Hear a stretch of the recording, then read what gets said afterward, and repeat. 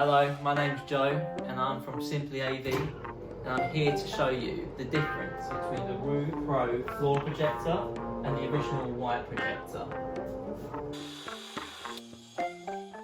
First up, the Wupro floor screen. This features a tension smart electric screen, which means the surface is perfectly flat every time you use it.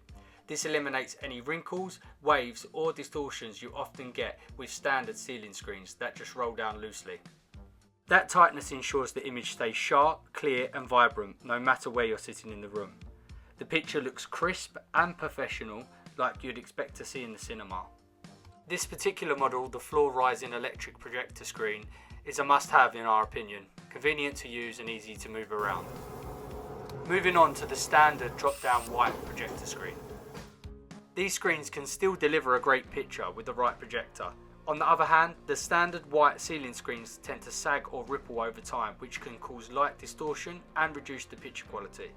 Plus, their materials don't often have the same light reflecting properties, which means you don't get the same brightness or contrast.